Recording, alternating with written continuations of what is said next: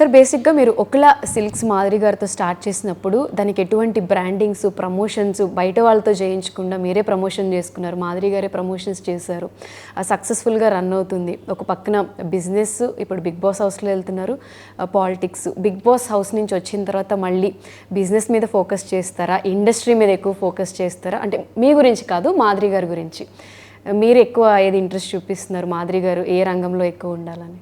చూడండి, కాంచీపురం ఒకలా సిల్క్స్ పేరుతో మేము స్టోర్ ఓపెన్ చేయడానికి ముందు చాలా ఆందోళన చెందాం. ఎందుకంటే అప్పటికే నా మైన్ ఆగిపోయింది, ఎలక్షన్లో చాలా ఖర్చు పెట్టేసినాను, ఈ బిజినెస్ ఎలా చేయటం, మనకు సక్సెస్ అసలు తెలియదని ఆలోచించాం. కానీ తనకు పూర్తి అవగాహన ఉంది దీనిపైన. అవగాహన ఉండేటప్పుడు నేను రీసెర్చ్ చేశాను దీనిపైన, ఒక పెద్ద సబ్జెక్టే చేసాం.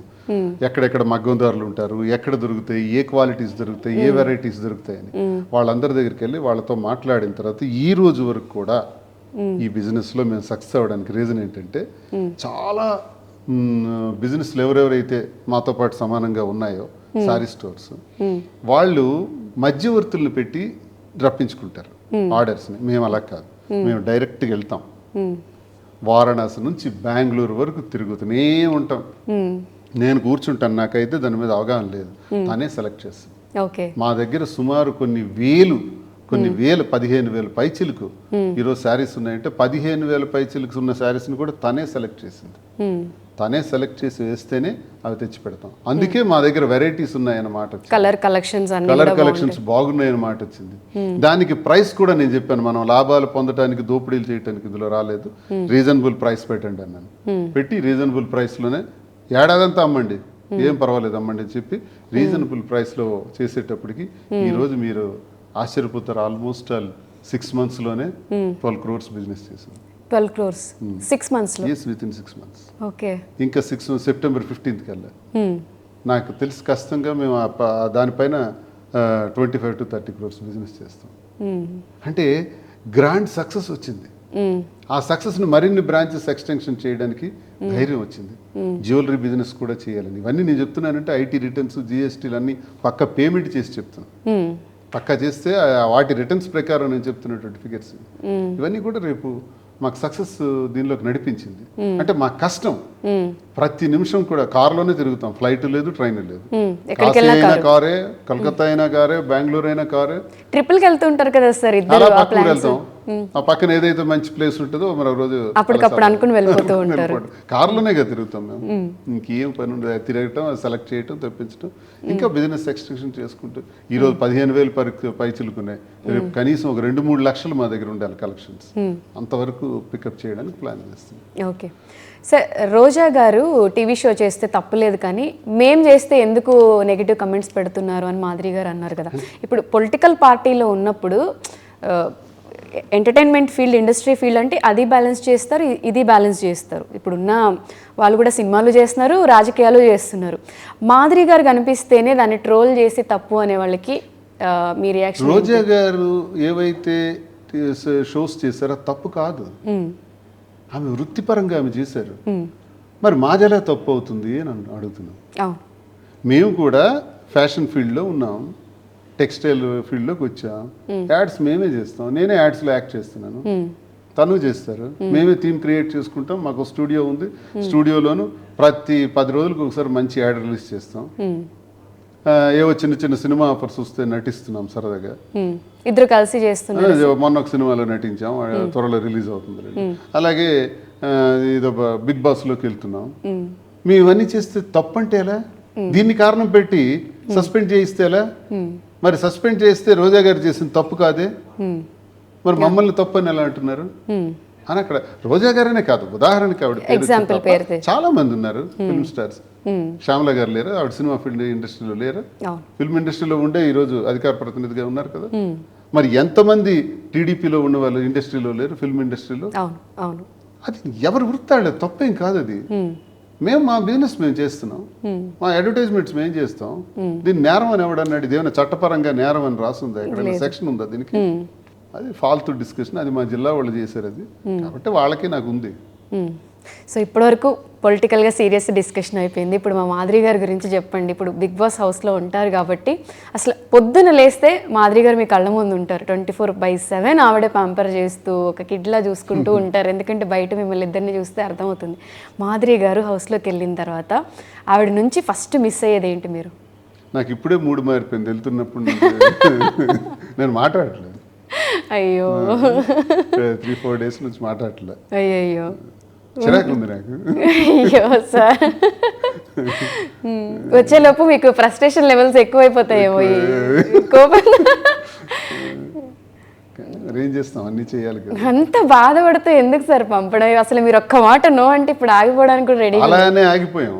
మళ్ళీ కబురు వచ్చింది, బాగోదులే వెళ్దాం, ఇది పనికొస్తుంది కదా, ఇది ఎందుకు జరుగుతుందో చేద్దామని.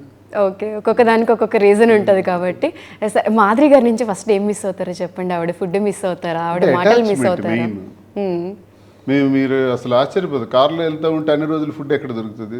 బిస్కెట్స్ తెప్పించుకుంటాం తింటాం, లేదా స్వీట్స్ ఏవో కొనుక్కుంటాం తెప్పించుకుంటాం, ఏది దొరుకుతుంది, ఏ హోటల్ దొరికితే అక్కడే.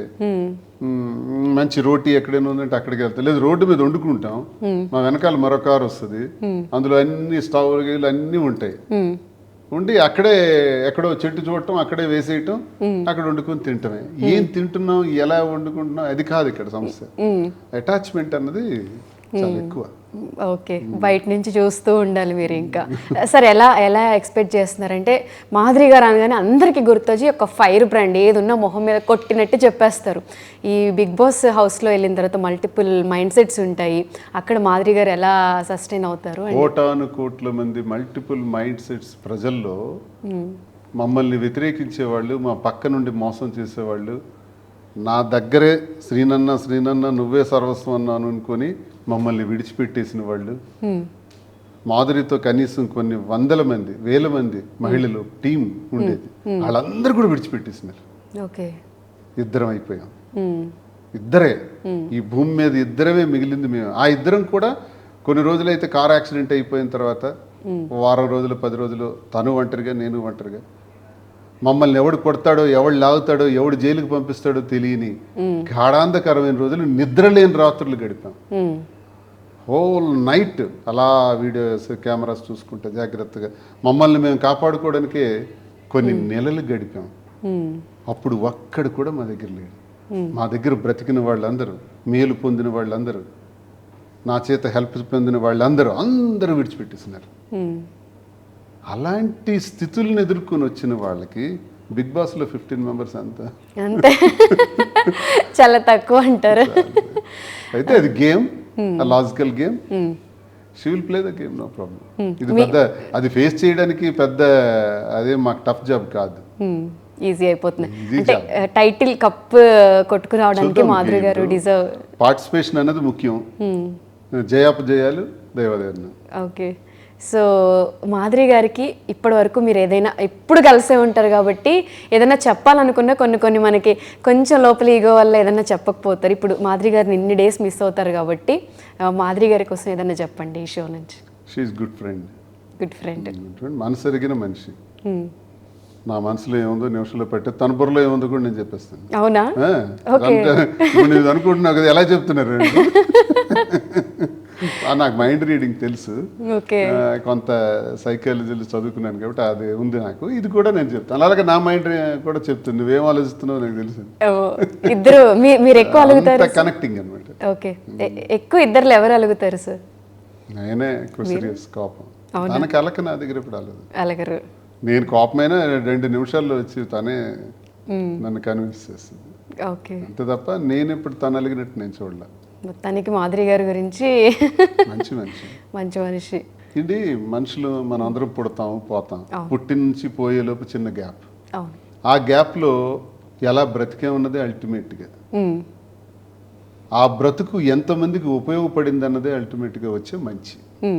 అందరం బ్రతుకుతాం, ఎవడు స్వార్థానికి వాడు బ్రతికేవాడు ఉన్నాడు, సమాజ శ్రేయస్సు కోసం బ్రతికేవాడు ఉన్నాడు, 10 మందికి ఉపయోగపడేందుకు బ్రతికేవాడు ఉన్నాడు.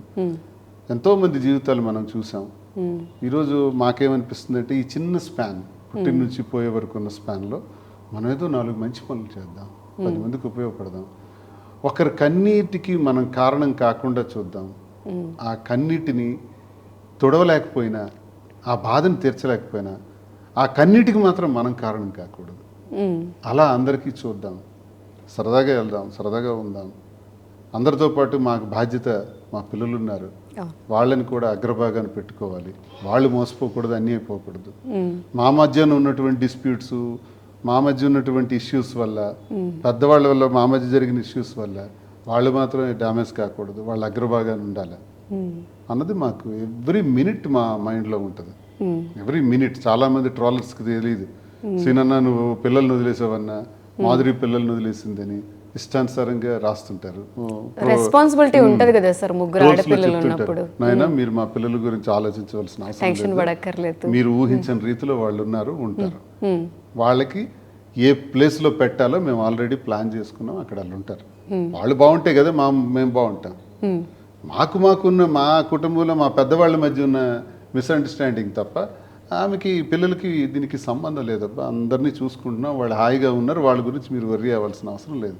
వాళ్ళు హాయిగా ఉన్న తర్వాత సమాజంలో సమాజ శ్రేయస్సు గురించి ఆలోచిస్తున్నాం, 10 మందికి ఉపయోగపడేటట్టు ఆలోచిస్తున్నాం అని తెలియజేస్తున్నాం. సార్ డైలీ మీకు ఇంట్లో మాధురి గారు కుక్ చేస్తూ ఉంటారు కదా, ఇప్పుడు మాధురి గారు హౌస్లోకి వెళ్తున్నారు కాబట్టి మాధురి గారి కోసం మీరు ఏమన్నా ప్లాన్ చేస్తారా? ఇక్కడ వంట నా చుట్టూ ఉంటారు, 12-15 మంది వరకు ఉంటారు మా టీం. ప్రేమగా వాళ్ళు చేయడం వేరు, టీం మీరు చేయడం వేరు కదా. నేను ఉండేటప్పుడు చేస్తుంటాను కదా, సరదాగా చేస్తాం. నాకు కంటిన్యూస్ మా అమ్మ చిన్నప్పుడు వండేటప్పుడు చూశాను, అవి నాకు గుర్తుంటది. అది అలా మెమరీలోకి తెచ్చుకొని సరదా చేస్తాం. చేసిన తర్వాత వీళ్ళు అంటారు చాలా బాగుంది అంటారు. ఓకే. ప్రాన్స్ ఫ్రై చేశాను, అది నాకుంటే తిన్నారు. అది ఎలా టేస్ట్ వచ్చిందో నాకే తెలియదు, మీకే తెలీదా సార్? వచ్చింది, బాగా వచ్చింది. మా టీం మొత్తం సార్ చాలా బాగుంది సార్ టేస్ట్ అన్నారు. అదేంటి తర్వాత సరదా అలాగే అప్పుడప్పుడు.